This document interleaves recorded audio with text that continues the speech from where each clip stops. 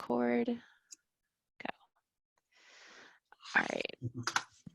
I hope that's working. All right, so welcome everyone to the Food Systems Leadership Network's Peer Coaching Workshop. I'm very excited to have you all here today. And before we get started, we'll just do a quick agenda run through right now to see what we're getting up to today. We will start with a tech overview for those of you guys who are less familiar with the Zoom platform. Then go into a little bit of the background as to like why a peer coaching workshop, talk more about the peer coaching methodology and its process, and then go right into the peer coaching simulation, which is going to be a pretty cool opportunity for everyone who's less familiar with the methodology to get a bird's eye view of how this process works. And we have some of our team members here today who will be introducing themselves in a little bit to help us out with this simulation. And then after that, we'll have plenty of time for questions and answers, whether that's around the process itself or the specific case. So Zoom tech, we won't be using slides the whole time, so please do turn your videos on so we can see your beautiful faces. You can turn your video on and off on the toolbar at the bottom of your screen. And you can also use the mute and unmute button at the bottom of the toolbar as well. Please do stay muted throughout until the end when we'll be having more of a discussion. It'll just help with any background noises as well. To change your name, you can do that in the top right corner and you can press rename. And then when we have the question and answer session at the end of this, please be sure to use the raise your hand function and we'll call on you to unmute. And you can do this by navigating to the participants list and selecting the raise your hand option. So that'll help just balance out the questions that come through. Then as always, please Can you hear me? This is Laura. I cannot hear you.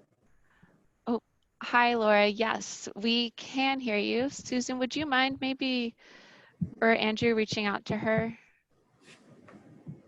Thank you. So we'll be using the chat box for great communications like that, where you can direct message people and help them through their tech issues. And also, feel free to ask any questions in the chat box as well. We will be revisiting that at the end.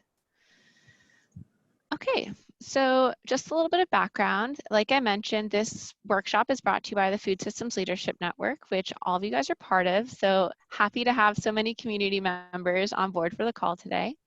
And the FSLN is a national peer learning community that connects current and emerging leaders, strengthens individual and collective leadership capacity, and fosters collaboration across communities, all with that goal of accelerating the realization of a just, equitable, and sustainable food system.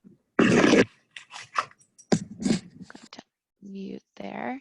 And so a big part of, so the FSLN launched about almost 2 years ago now, and we have about 2,500 members from across the country. And just to get us started, I want to, try the poll option to see where everyone is zooming in from today. I'm just really interested to see, what that spread is like. So I'm going to try and launch this poll. Hopefully it works. We'll only have a few of these today, so, won't be death by poll or anything like that, but just curious where everyone is coming in from.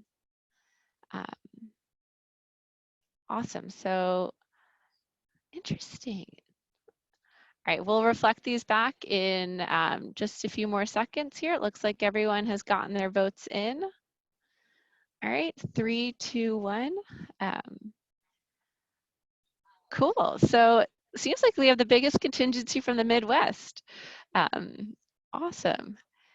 Need to do, I guess, the time zone for Hawaii probably wasn't that helpful, so we'll have to revisit that in the future. But really neat that there is a spread, and thank you all for joining and for being part of the FSLN. Okay, so moving right along here. The big question, why are we all here today? Why this peer coaching workshop? So, a key component of the Food Systems Leadership Network is its focus on peer-to-peer learning and knowledge exchange. exchange. And we found that, or we offer the peer connections through a variety of our services, like the leadership retreats or the monthly coffee chats. But peer coaching is also one way to facilitate peer learning and peer connection. We really figure, and when we first introduced this during the systems leadership retreats, the participants really enjoyed this process and were able to bring it back to their own communities and their own organizations. So it was a valuable and tangible tool that, while it was super useful in the leadership retreats, it's also able to be brought out virtually to more folks and to the larger FSLN community. So that was sort of the rationale for why this workshop. And we'll talk a little bit more about what peer coaching is in the next few minutes here. But that's what was the motivation behind doing this. And then so today we're going to have a simulation like I mentioned before, and this will be a chance to observe an abbreviated peer coaching learning circle and really see it in action. We've provided a peer coaching worksheet that I'll enter into the chat box in a little bit as well, that you can use to follow along and jot down any questions that you have. So okay, one more poll to see how familiar everyone here is with peer coaching. It will help us get a sense of, how much moderation the simulation will have. And let's see, here we go. So this is super fast, but it's helpful to know how familiar folks are with peer coaching just as we go forward, and it will be a bit of a moderated simulation to be able to walk through the steps a little bit more. Okay, perfect. So I'm going to end that now. And it looks like a majority of us are not very familiar with it. So perfect opportunity to learn more. And by the end of today, hopefully we'll be able, you'll have a better understanding of the process and bring it back to your team. So that being said, I'd love to introduce our teammates who are on the call today, who have so kindly volunteered their time and expertise to join us and talk through the peer coaching workshop. So we have, I'll ask everyone to unmute themselves and say hello, but we have Joseph, Christina, Rachel, Elliot, and Andrew and Susan from the Wallace Center here. So thank you all so much for being part of this workshop. And Joseph, if you wouldn't mind maybe starting us off with a little introduction, maybe just your name, your organization, and where you're zooming in from today. You bet. I'm Joseph McIntyre, and I'm with a small social entrepreneurship consulting firm called 10 Circles, and I'm calling from sunny today, California. Nice. Awesome. Christina, do you want to go next? Sure. Good morning, good afternoon, where everyone is in the world. Christina Garza, and I am a consultant. I run my own consulting firm in addition to being a licensed and ordained minister. So I'm currently bivocational, and I am in Chicago, Illinois. So hello, everyone. Awesome. All right. Rachel, you want to go next? Sure. Hi, everyone. My name is Rachel Reichenbach. I am a trainer and independent consultant in Tallahassee, Florida.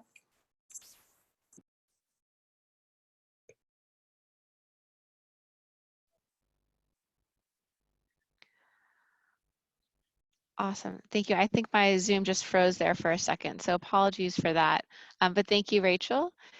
Elliot, where are you calling in from today? Hey, everybody. I'm Elliot Smith. I'm in Austin, Texas, and I work with a group called Kitchen Sink Strategies, which is a food systems change firm, let's call it. Very cool. Thank you. And we'll get to Andrew and Susan in one second, but I just wanted to say that we actually met all these people, all these wonderful FSLN members at the leadership retreat that we hosted in New Orleans last year, where actually the photo on your screen is taken from. So glad to be connecting again virtually. But then also joined by some of our Wallace Center staff as well, Andrew, who will also be participating in the peer coaching circle. Do you want to introduce yourself? Yeah, hey, I'm Andrew Carberry, Annalina's teammate, and I'm calling in from Little Rock, Arkansas today. Thank you. And then Susan.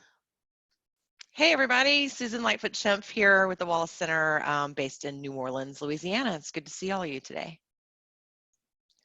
Awesome, great. Thank you guys so much. And I will now hand it over to Joseph to talk a little bit more about peer coaching. Thanks so much, Annalena, and thank you so much for your hard work in making this happen, and to each and every one of you for taking the time out of your busy days to be with us, and I hope learn something that would be of benefit to you. You know, I have been working around food systems issues since the turn of the century. Makes it sound so so long, but for a long time. And I think one of the things that I've been curious about throughout my entire career was, how do we unlock the tremendous capacity that lies within each one of us to bring the solutions forward that we need in this day and time. And you know, we know those things are embedded in us, and often we're able to bring them forward, but sometimes they're just on the tip of your tongue. And so I see peer coaching as a tool for us collectively as a movement, helping to unlock the individual brilliance that each member of this movement has to offer.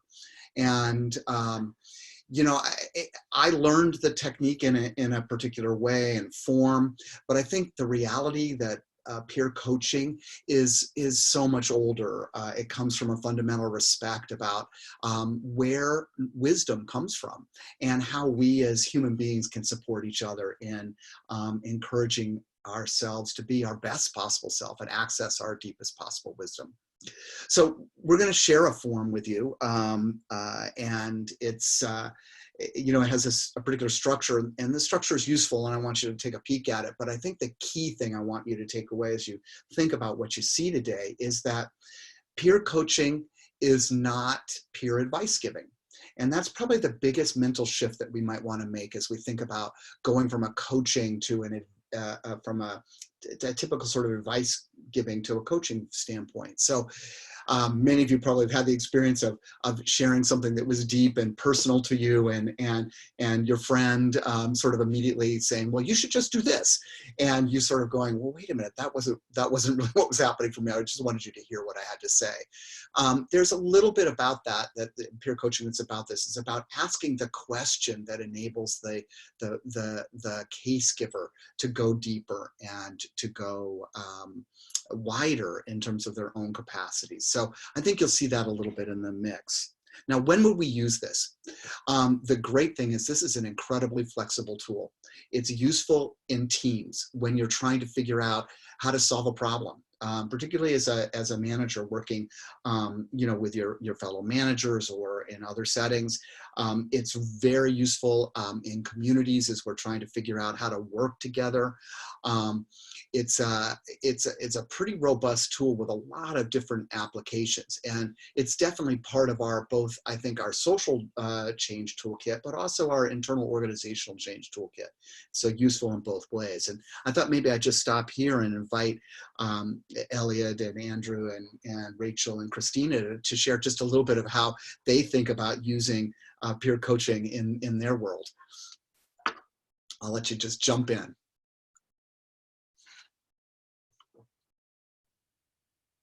I can add this is Elliot here. This is a fantastic tool to use to practice genuine deep listening. I feel like it's so hard to practice that in daily life because there's so much noise out there, and we're all trying to do so much, especially in the realm of systems change. This is a really great tool for that I use for myself to reflect, okay, am I actually listening, or am I just trying to solve somebody else's problems? Thanks, Elliot. Hi, this is Christina. I guess I would say I really appreciate the tool. You know, we tend to want to sort of get off track and sort of make adjustments to things, and I really appreciate that it takes us through a really formal process. But the irony is that even though it's formal, it's still really organic and really powerful. And so it's taking us through a process that's very intentional, that helps us sort of go deeper. And then with that, you know, Elliot was mentioning about listening, deep listening. It's also this really beautiful way to have a deep listening of ourselves, which doesn't always happen. So to hear people bouncing things back to you, you're really able to sort of deep listen to yourself. Thank you, Christina.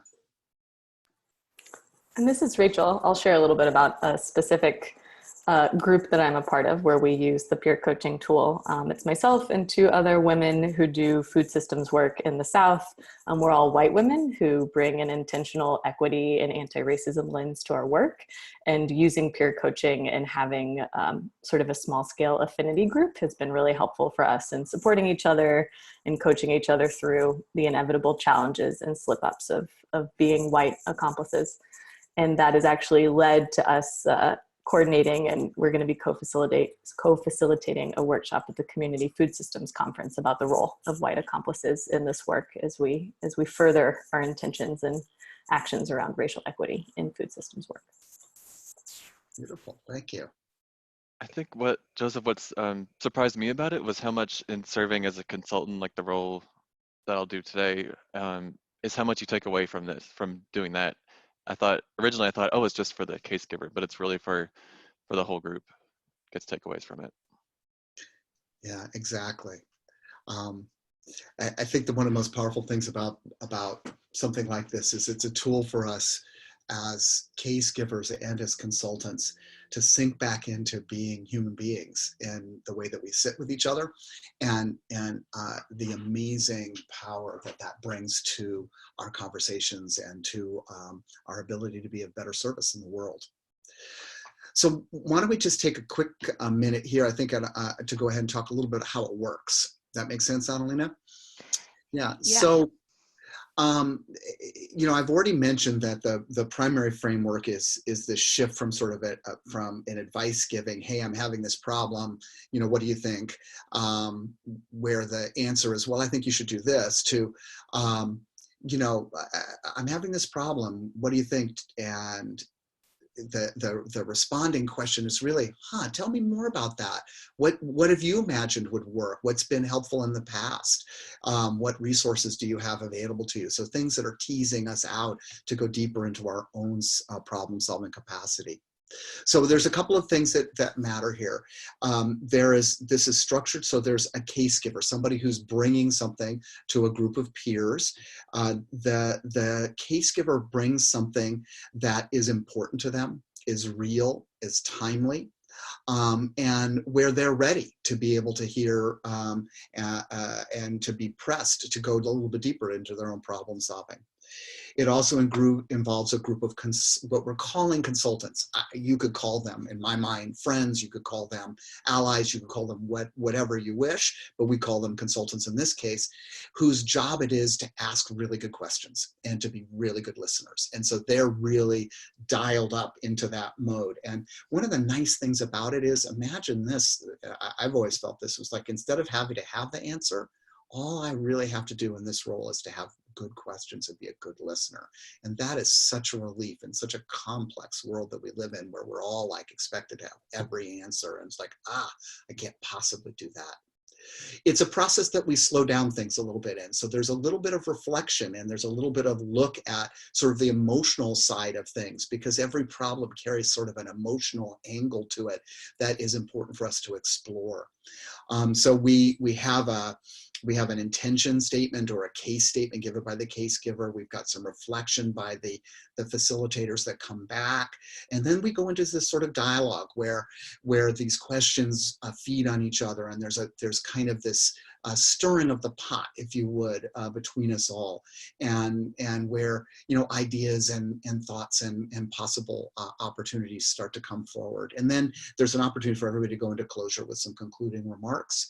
And always the case giver begins and ends the entire process. So we'll walk you through it. Perfect. Thank you for explaining that in a little bit more detail, Joseph. So let's get into the simulation.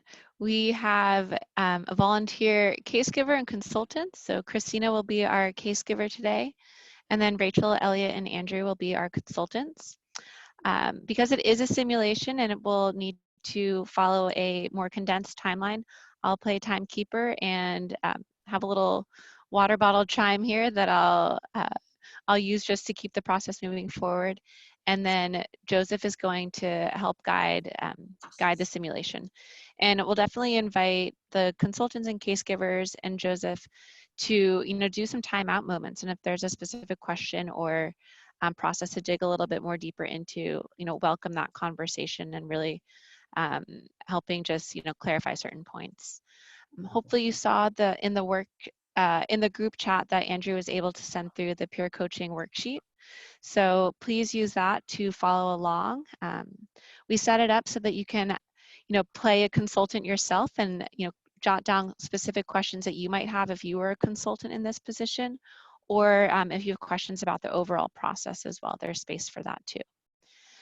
So with that, I am going to stop sharing and open it up for the simulation. Beautiful. Thank you, Annalena.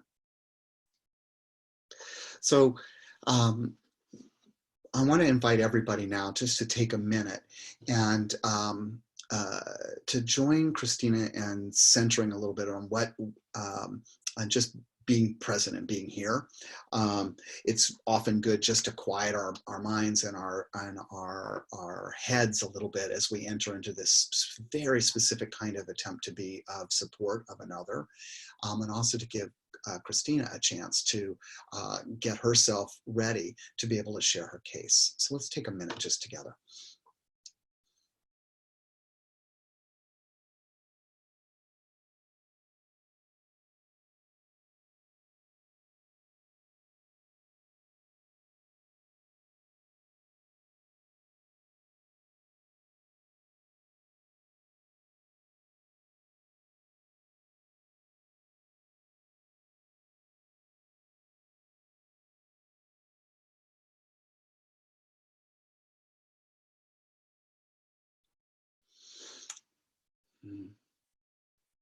Thank you.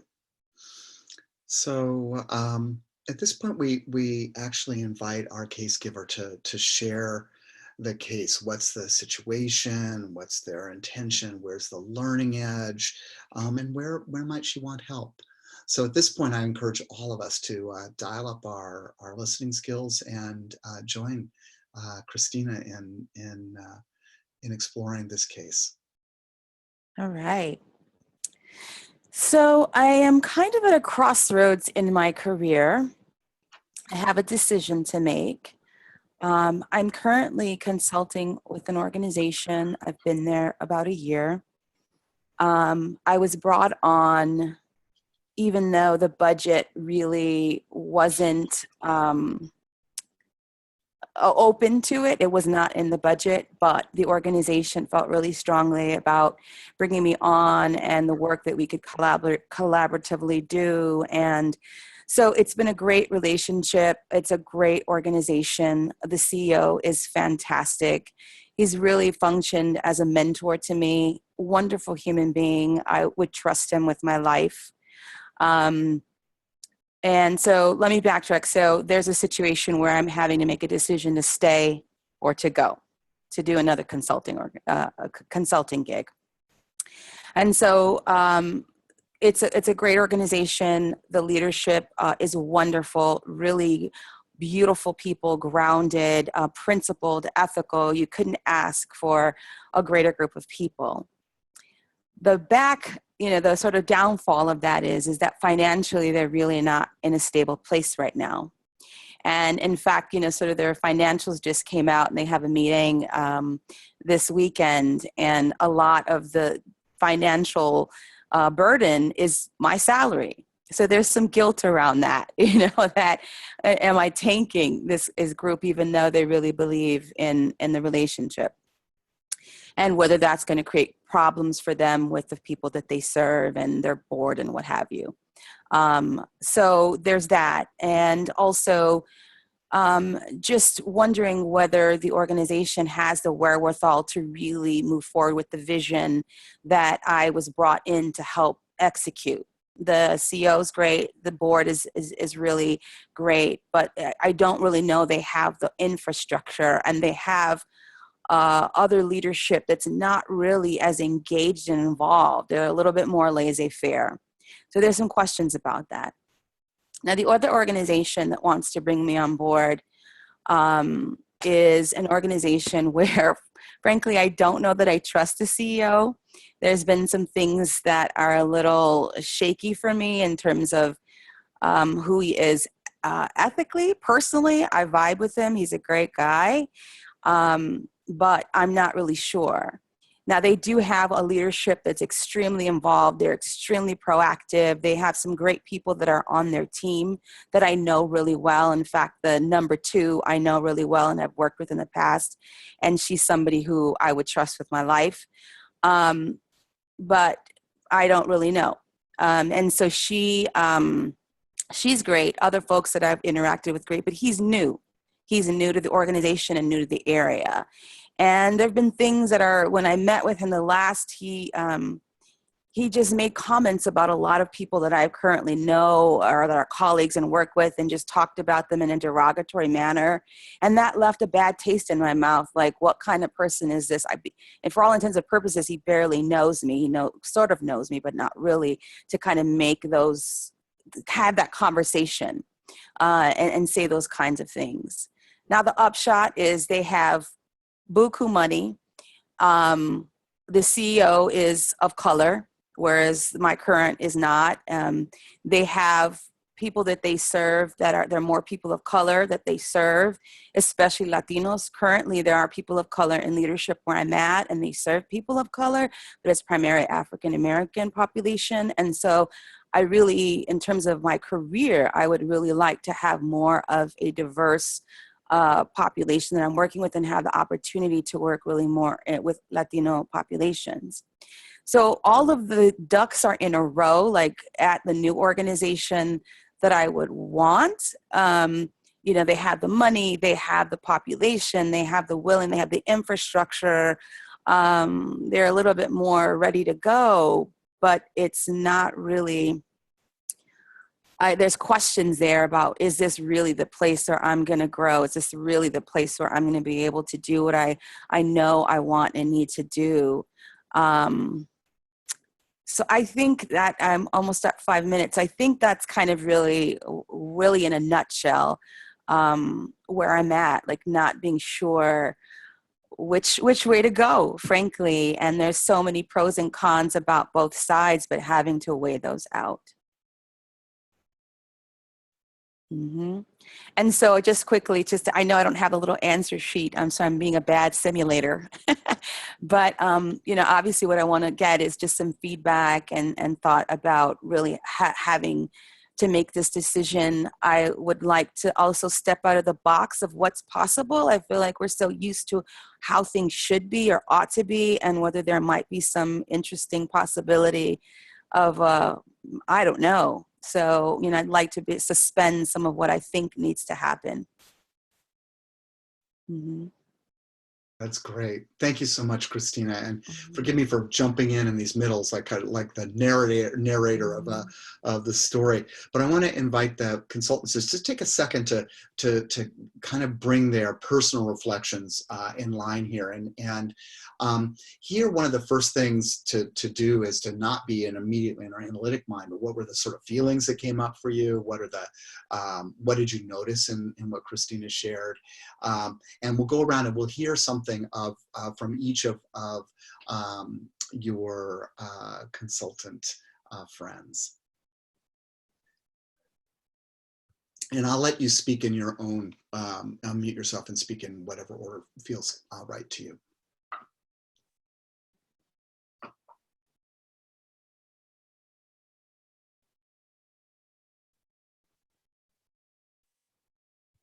All right, well, I can start off, and yeah, Christina jumped right into the case and was very open about her decision, and I felt like I was at the crossroads. Like, she was explaining it very well. I feel like her heart is in both places, and so it is a hard decision, and I felt like she has a lot of information to work with, and so I think I'll just stop there. But I felt like I was at the crossroads the way you shared it. Yeah, Christina, my stomach is like starting to hurt. But like it's a feeling that is very familiar for me, not necessarily in a professional context, but at the words that, like, hearing about guilt and feeling uncertain. Oh man, like I'm already geared to overthink, and just I'm sure the very condensed version of the story you've shared makes me feel nervous and kind of like somebody's sneaking up on me and I don't know who they are, kind of thing. Like I'm feeling like somebody's behind me and I don't know what's coming. Mm-hmm. Mm-hmm.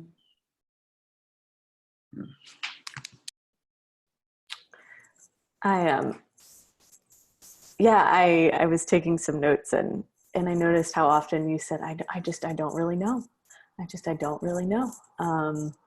And I also had this sense when you were describing the place where you're currently working, like there was this like lightness or this sort of effervescence, or like the energy was brighter as you were describing, you know, that the trust you have in the CEO and that you would like follow him to the ends of the earth, or I forget exactly what you said, but I wrote down like big trust.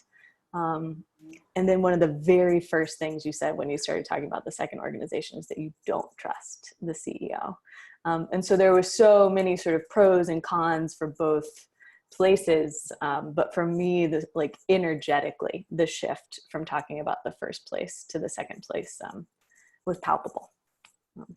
And I was really struck by that question you sort of posed for yourself at the end of, you know, is this place you could potentially start to work? Like, is this where I'm going to grow? Like, is this where I'm going to be able to do the thing that I know that I want and need to do? So you've obviously already done, like, you have this great clarity about your purpose and this great clarity about what might be sort of the environment that fosters and cultivates that purpose. So there's so much information and so much sort of what Elliot said, like, it seems like a situation sort of primed for overthinking. But I'm also hearing that there's a lot of clarity around like your intention and like your sense of self that I think keys you up or tees you up to make a really wise decision. Excellent. Thanks, Rachel. Let's all sit here. I want to invite all of you who are sitting in on the call now for yourselves to stop and think about what it was that you heard and what is it your own sort of emotional reaction and what are you curious about? And if you take a second and just jot those down on that piece of paper, if you did that, or just on a note card or whatever you might have in front of you, I think it'll be helpful when we do some debriefing along the way. And it's just great practice to do. And while you're taking time doing that, we'll set up for sort of the next phase of this, because the differences between sort of quote step 3 and 4, they blur. We're going to sort of move right into a kind of what we call a generative dialogue, which is just an opportunity for Christina and the consultants to begin to ask questions and kind of get into a flow of trying to elicit from Christina more information that would answer her own question of how does she step out of the box, and how does she find a resolution to this dilemma that she's described to us.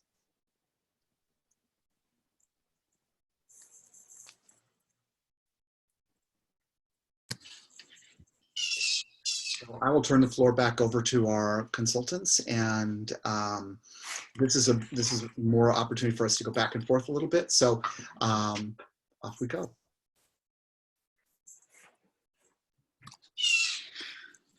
Yeah, Christina, I got a loud blue jay out here who's also nervous about this. One question that came to me as I heard you describe some of the clear, like Rachel said, you've got very clear and you've identified a lot of the components of this complexity. I didn't hear you say fear, though.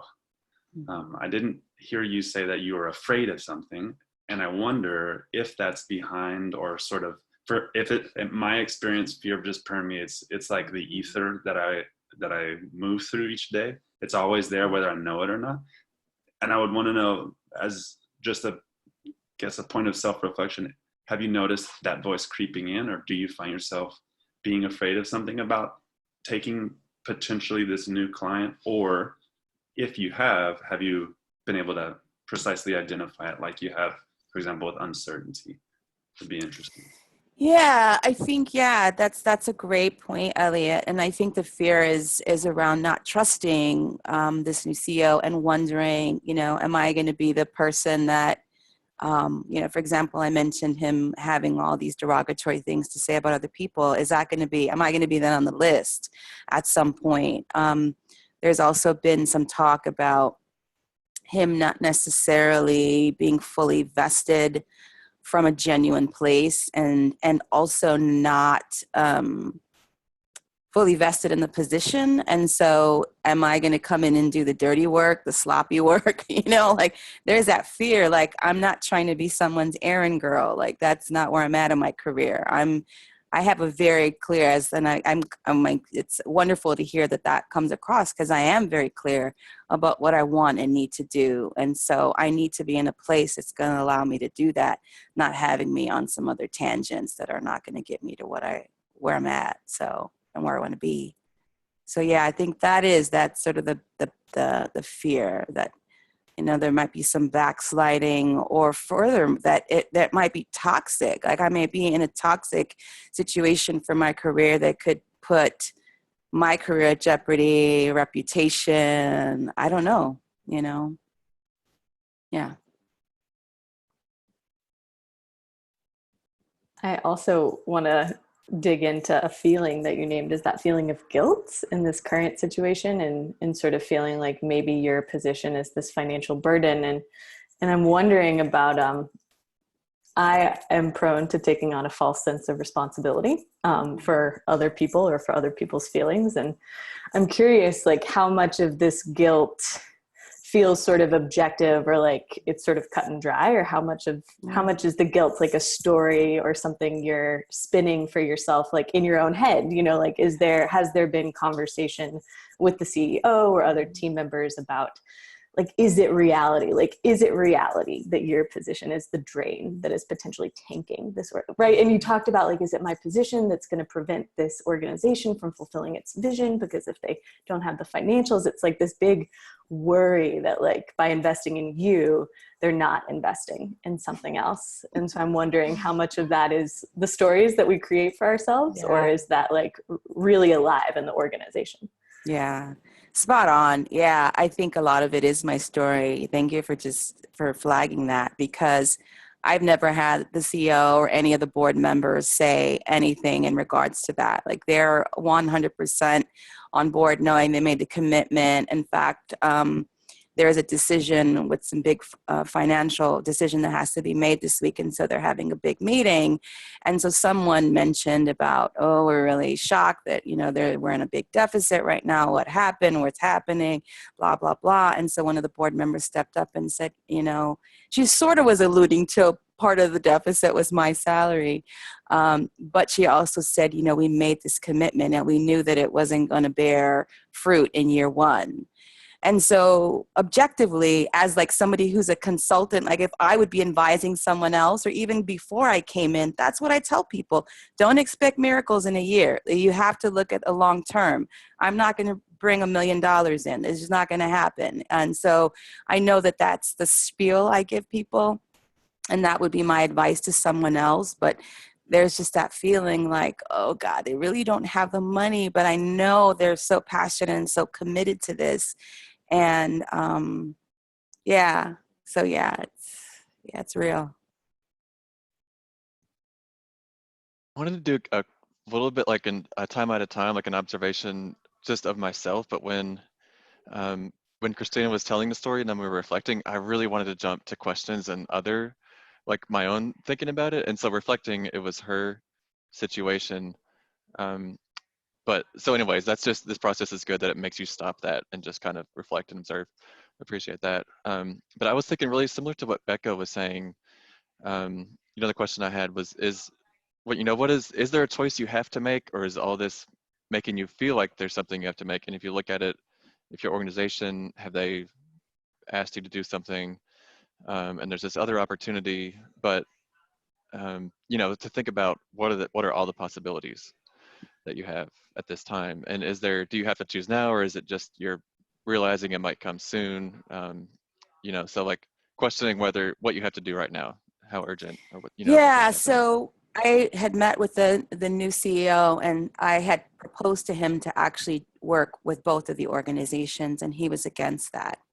He said, I only would want you to work with me. I won't take you on if you do, because there's elements to both the organizations that I want to be part of. Like, I think somebody said your heart is in both places, and it really is.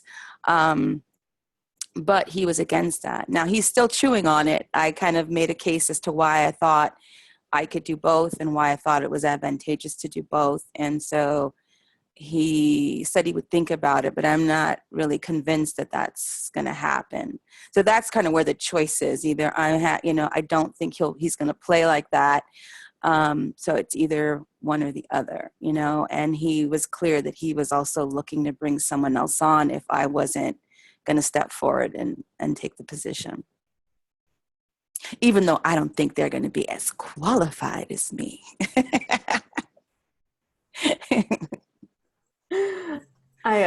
Elliot, I'm sorry I'm not going in strict round turn taking, but no, I mean, my question is sort of similar to Andrew's. You explicitly named like this desire to step outside of the box of what's possible. And like what I'm hearing is it's either A or it's B. And it just like widening the aperture on that. And like, does it have to be A or B? Like, could it, like what other, like by freeing yourself from like the sort of dichotomous choice, like what else is possible? Yeah I suppose I could push it. I could continue to push it. Like, I think I stayed stuck in his no. That's what I kept hearing, instead of thinking, how can I keep pushing it? How can I keep making the case for this? That I'll piggyback off that, Christina. What I am left wondering in the way that you've told the story is, what is the new CEO afraid of? And if there's a way for you, there's the Persian poet Hafiz has this poem that starts that fear is the cheapest room in the house, and I'd like to see you living in better quarters. I feel like we all are, especially when we're faced with the A or B option, like there's usually always something else. And I'm always hemmed up by my own fear about having no clear certainty about what that even looks like. So I wonder if there's a place, whether it's pushing or not, as much as just offering the chance for him to reflect on what's happening and what might be, preventing him from seeing alternative options. I don't know if they're, and just, I guess, kind of related, something else that I heard you say, you identified some specific things about each potential case that would excite you, I guess, professionally. Thinking about, the trust components of the new gig are one, and it sounds like there's some stuff you want to achieve in the next phase for you professionally. If you had a clean sense of exactly what mix of things was on that list, how you might present that, because I know who you are and you're an intentional person. I imagine that will be represented in the way you work with the new client potentially, and also with the old client. So is there a way for that to guide the conversation? These are the things that you want to achieve, and this is how they relate to the new organization. I wonder, I'm getting dangerously close to problem solving right now, but these are questions that as you described that new CEO's stance, well, what's behind that for him? Yeah. So, it's interesting. I never thought about that. Like, what is his fear? And I love that that's being raised. It's like, what is my fear? What is his fear? And I think we forget about so many times when we're stuck, it really is fear. Like, we don't want to think about it, but it is. And so I think that's something I need to have conversation, or just be a little bit more sensitive to like what's happening for him. And I do think there's trust issues for him as well, because he's mentioned that. And the woman that I know that works for him and is his number two has kind of said, he needs people around him that he can trust. And so part of me also wondered, was some of the conversations, whether he was testing me, because some of the stuff, yes, I'm a cussing minister. Oops. Some of the stuff that he said, I thought, is this a test? Is this for real? So I wondered, So there might be a way to be able to actually kind of get underneath that, for one. And for two, to have the fear be a little bit tempered by what you're posing as the rational part of it, like A, B, C. Here's what I can do. Here's what you want to do. Like, let's look at very nuts and bolts. And that might be a way to kind of just take the edge off a little bit of that. So thanks. Yeah. I don't know if anyone can hear the water bottle chime, but I'm going to signal time. Thank you, Annalena, and thanks, everybody. Let me just do a little quick time out of time. There were some really great comments and questions that were raised in the chat box. And one of the things I just wanted to point out here is that when we're working as the consultant, the ability to frame an open-ended question, an invitation to go deeper. Becca writes, down the road, what is the story you want to tell future generations in your life about how you made this decision? Interesting. Presses us into examining things. Would you, Kaylee Summers writes, would you feel regret not working with one organization or another? Again, more data that kind of tease it out. I think one of the skills that we're really trying to develop as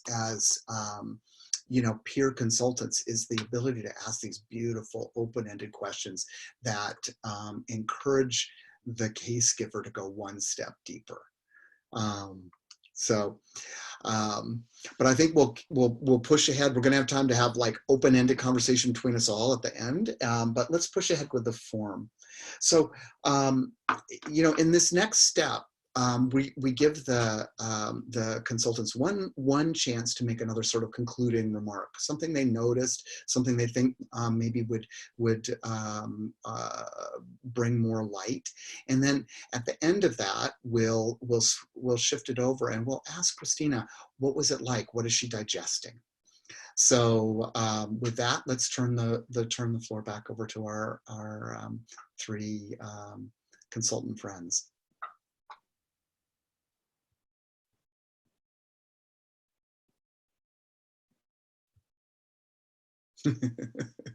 I think I would just conclude with encouraging you, Christina, to think about, in addition to some of those future questions, thinking about in the past when maybe you felt like this, or if you've made other career changes, how did you feel then, and like what guided you to tap into that for now, and also to really trust your, Elliot was talking about making the fear, rationalizing the fear, but also not ignoring that. Like if there's a red flag, there's a reason, and you are experienced, and you explore that. Don't brush it off because of another reason. So, yeah, but I would just say thinking about other times where you felt like this, what helped you or didn't help you make a good decision.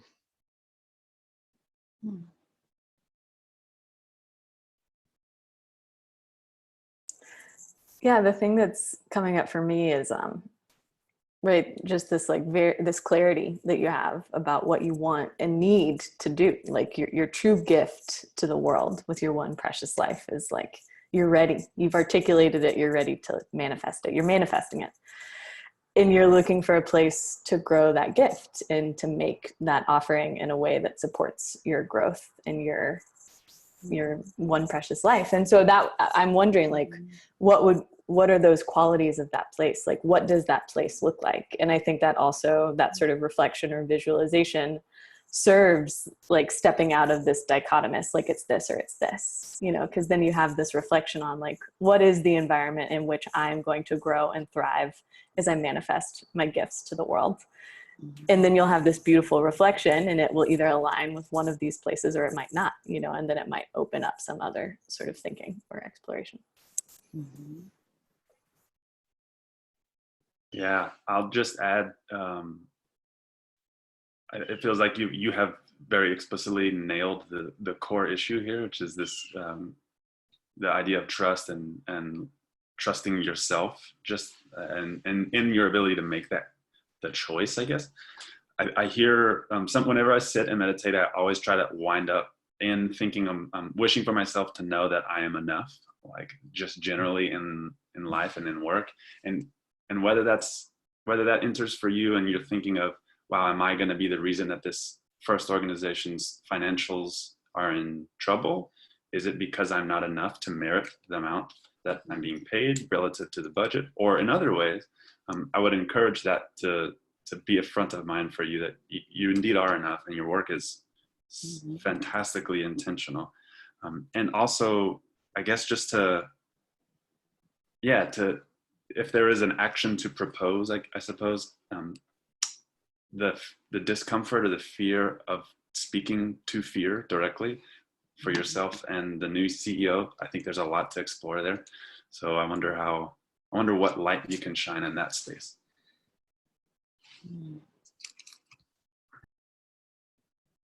Great. So let's just take a minute and let this kind of settle in. And then when Christina's ready, she can reflect back what she's taking away from the support that her friend consultants have offered her.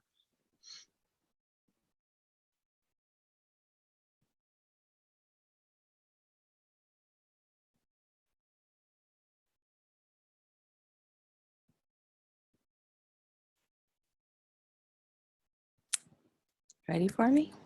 We are. So, wow, this has been amazing. And I want to thank each and every one of you for your insights and just the way that you held me through this process and honored your role.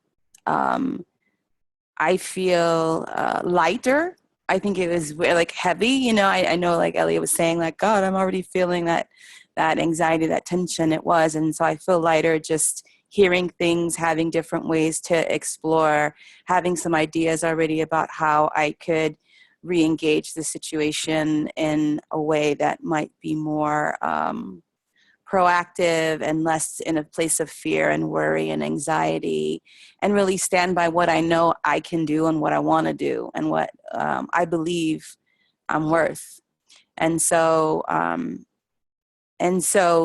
not worry about where I'm going. So even just thinking now, like caught up about where I'm going and forget that if I'm going to some place that is not ideal in some ways, I have the opportunity to also shift that situation there.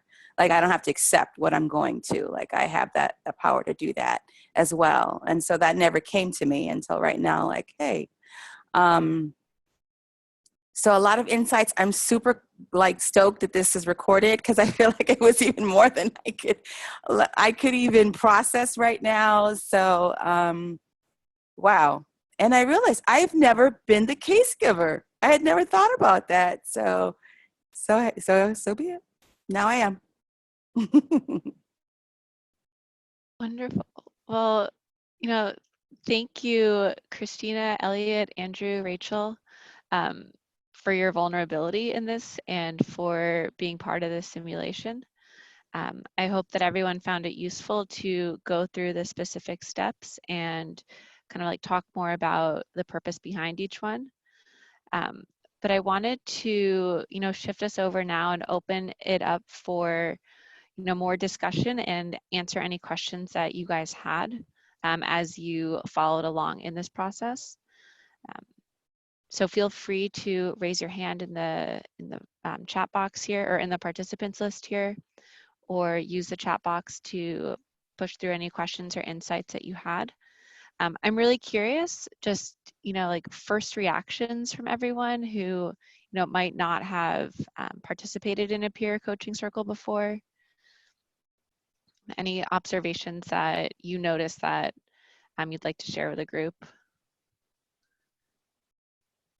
Or even the case givers and consultants yourselves. I know, Christina, you said you've never been a case giver before, and this was a, you know, like a new experience for you too. So if anyone wants to chime in here.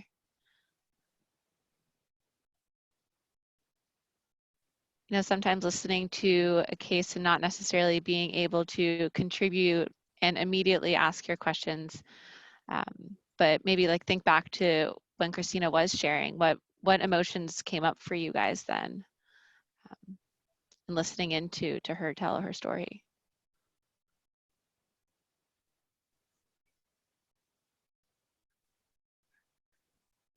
I could share one more that came up for me when Christina was talking. the way I make a decision, or what helps me, is like to have a matrix of all the, like the 2 things or however many things and all the things that matter. I started drawing it on my paper, and then when I was reflecting, like I wanted to be like, just make a matrix and do it that way, but that's not how this works, and we're not supposed to advise like that. So I just, yeah, I appreciate the process, but it's hard for me because I just want to solve. And I think that's a lot of people's instincts. So yeah, I still just appreciate that the reflection step in between, because a lot of times we jump to action without being fully aware and accepting the situation. So that's stuck with me. I was just going to share a little bit of reflection from my experience having done this, is that, you know, hearing back the reflections from the peer consultants is so powerful. Just that active listening, and feeling like the affirmation of your peers that what you're going through is a real issue and a real challenge. Like there's something so empowering about that. And I think that's something I really appreciated about these peer consultants is just and the comments too, as Joseph had pointed out, just the quality of the questions. And I wonder, Joseph, if you might be able to give just like a couple of tips about how to frame those kinds of deep questions. Like, are there like framing up powerful questions? Like, do you have any suggestions for us? Because I feel like that's the part that I struggle with. Oh, that's a great piece, and I do want to point people to the wonderful comments that are being made in the chat box, and I really appreciate that. We'll come back to those for a second. I do think that one of the most important things of any question is to have it genuinely be open-ended, and those are questions that really are you know, what are you feeling right now? What are the pressures you're under? What are you trying to balance here? What's going on that's not easily seen from the surface? This particular case was a personal case about a personal decision. But imagine that the case is more about, I'm working in an organization with an individual who I have to get along with, but we consistently have conflict around. And so it isn't so much of an, you know, either or situation, but it's more like, so tell me more, what's going on? When does, what occurs? Take me inside of the story a little bit more. So there are questions that tease out more data. And then there are the questions that tease out more insight. So what's your deepest self wondering, suggesting that you should do? You know, what might have your grandmother done? You know, how could you get at some of this, a bigger way of approaching it? So I do think the key thing are those kinds of questions that open doors as opposed to give data.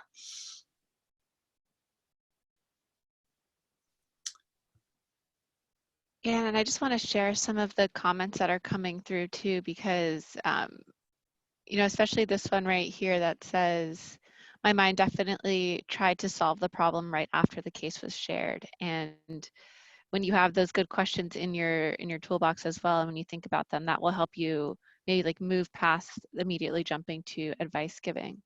But I think that you know, that's something that this process sort of helps to put a back seat to that immediate first reaction. I want to answer Kaylee's question. Have any of you tried this process with coworkers inside of your organizations? So my experience is that it can be done, and you're right that there are additional risks there. It can be harder for those of us who are closer to it to be able to sit in the, to not jump already to more data than you've presented. That being said, it's really a great tool to use within work teams, like especially when they're stuck. So, you know, I think we want to have it in our toolkit. It's not perfect for everything, Kaylee.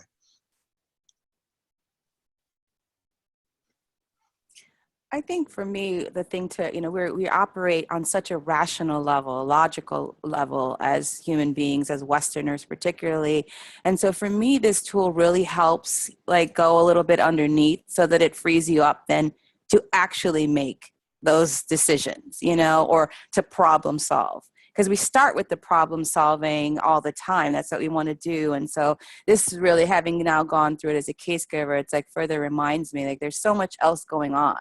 If we can kind of just name it and claim it, then we can move on and actually make decisions and move forward. And so that's really the power of this, is just to kind of hear all that, what's really going on in the ethers there that we need to kind of understand. And I also want to just flag one of the comments that I was like, whoa. Becca said, let's see, where's Becca? She said something about, what story would you want to tell, future generations? Like, and that's like, whoa, like, what is the story that I want to, what story do I want to be a part of? Like, what do I want to reflect back down the road? What is the story you want to tell future generations in your life about how you made the decision? So thanks, Becca. That's a really helpful question as well. Hey, Rachel, Chantrice asked us a really great question about how this process changes when you're working with somebody trying to reflect on how to improve relationships in the community. I know that's not exactly what you're doing with your two friends as you've been doing, working together on this workshop, but it's not dissimilar.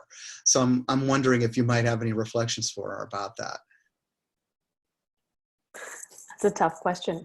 I think how to improve relationships in community feels like a question that we all must have a lot of the times. And to have space, I think what I've found so helpful with the peer workshop sort of affinity group that I'm a part of is to name the challenges that we're having without a lot of self-criticism or the propensity to blame ourselves or feel guilty or to blame others or point fingers, and to just have a safe space to name and reflect on challenges without a lot of intention towards problem solving, right? Because there's no like simple fix for how to improve relationships as we do community work together.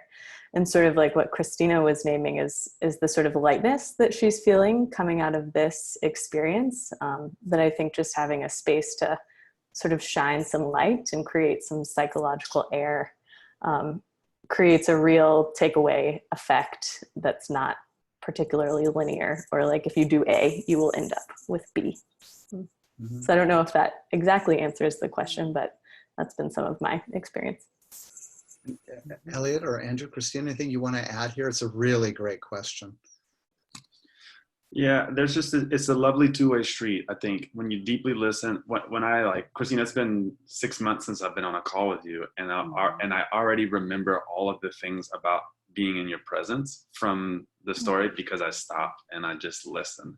So I feel drawn and closer to you through this process, which for me is the very first step of building, let alone, working on a relationship with somebody. So by forcing myself to deeply listen, and then in the process kind of exchanging myself for you in your predicament and feeling in my gut the tension that I know you must be holding, that this on a group level or in a community level is like, it just takes so much more energy for me to maintain whatever kind of crazy stories society's throwing at me about who you should be to me or whatever.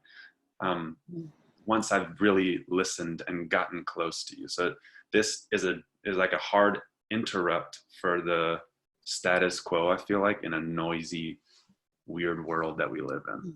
Mm-hmm. Thank you, Elliot.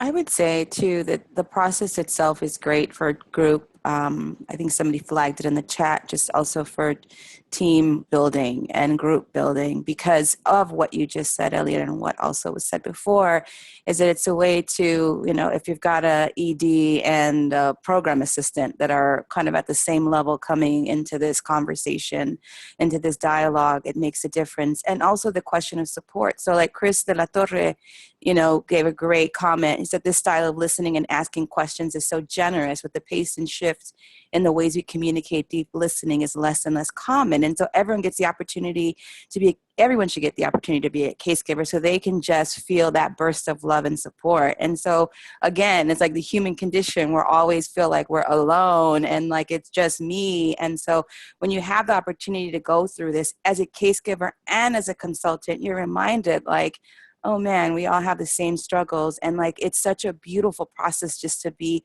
held, like your comments and your worries and your fears and your whatever, just to be held in this space where it's like somebody's not coming at you with, do this, do that, you should. It's like, you're just letting it flow. And so it's pretty cool. It's funny, we talk a lot about, you know, the dangers of working in such a difficult world of burnout and isolation. And, you know, if I could have a wish, it would be that each of you actually had a peer coaching circle that you could turn to and that you were part of in your community. You know, 5, 6, 7, 8 people that made the commitment to support each other over a period of time, and that you met together, and you know, practices form or modified it in a way that worked, but which gave us the opportunity to dig in. The questions that can be brought up are so varied, and Chantrice, they absolutely can talk about improving relationships and community. They absolutely can go there. In fact, they work really well, as Susan said. They you know, they really span the gamut from very professional, like, wait a minute, what about how do I deal with this particular problem in my food distribution system, to the very personal, how do I actually find the balance between, you know, being a mom and doing this work, and, you know, and you know, honoring my relationships, and, you know, so it covers the whole realm. At least that's my experience. Yeah.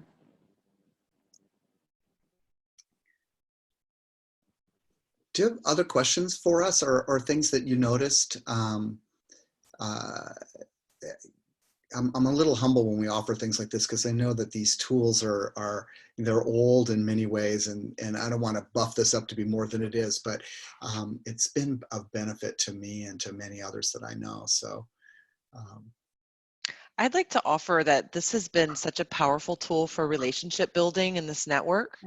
When every time that we do the leadership retreats and we have the peer coaching circles, it's like by far the thing that people talk about afterwards, that they remember the feeling of being in the circle, whether they were the case giver or the peer consultant, and the empathy that gets generated through the conversation is really profound. And I mean, I look around this, you know, this Zoom room today, at faces that I know through this experience, and feel this really deep sense of connection, and that's like a real human connection. And I can think of all kinds of other people in my mind that we've connected with through this tool. That's just really deepened my sense of community within this network, and this movement. So I think it's so simple, and it's also so incredibly powerful.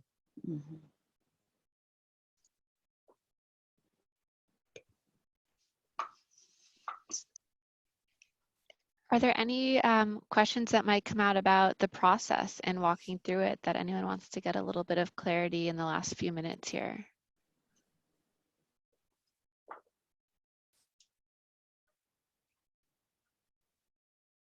I might jump in and offer some insight about that first piece of the process, the reflection piece.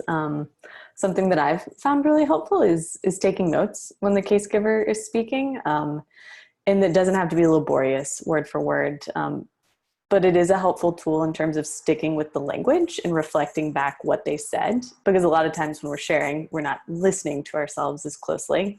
So it's an opportunity to help somebody listen to what they've already said. And it's also a nice time to say, like, oh, I noticed that you leaned back when you said that, or I noticed that you started smiling when you were talking about this piece, or to sort of reflect back some of the body language that you saw the person exhibiting. And it's also a great way to stay present while you're listening. So good for the case giver and good for the consultant to take some simple notes and trust that you're receiving and hearing what it is that you need to reflect back, without a lot of anxiety about, oh, I need to memorize everything that they've said in order to do this well. Yeah, I mean, going back to that theme of trusting ourselves, that we have the capacity to offer empathy and connection, even when that's not something that we're asked to offer in our noisy day-to-day lives very much. I think that's a really great point, Rachel, and thanks for bringing it up, because that's something that I've struggled with when I use this process, is not trusting myself to, you know, to remember every single detail that was said, or focus on every single, you know, hand movement or facial expression. But, you know, you'll absorb what you're meant to absorb, and, you know, jotting little notes down is a really helpful piece of advice. So thank you. I really appreciate that. Does anyone else want to chime in for helpful suggestions for using this tool or bringing it back to your organizations or communities? I would just say, you know, kind of what Rachel was saying about just trusting your intuition about what's coming through. So I think you heard like the case of the consultant say, well, I felt this way, you know, or I was hearing this. And so I think that's part of the process too, because we're not used to sort of putting ourselves in that place when we're you know, problem solving. So this is obviously a different tool, but so that is important too, because then for example, me as a case giver, that helps me pick up on things that I wasn't acknowledging was there, you know, like the anxiety or the fear, or even sometimes things that might not make any sense. So I would really encourage, sometimes stuff doesn't make sense to you at a logical level, but it's something that you're putting forth in the dialogue, in this generative dialogue, that may make a difference. So I would just say really trust. Sometimes some weird things you want to say come through. It's just, you're in a safe space with folks, so feel free to kind of share that. Thank you, Christina. Go ahead, Becca. Hi. One of the things I don't think has been voiced yet, if it hasn't, I missed it, I apologize, but I think this piece of it being a group and not just one-on-one both takes away the pressure of getting it right as an individual, but also for me is like this amplification of power and connection that comes as the group plays off of each other. So it's not just the open-ended questions, but it's also the community that is coming together around the case. Mm-hmm. Yeah. Thank you. I wanted to point something out that today in the call, we had a lot of help with the circle, right? So Joseph was guiding us and Annalena was keeping time. And we're using technology, so that makes it complicated. But I think it really can be simple if you have the worksheet or just a list of the process you want to use with questions.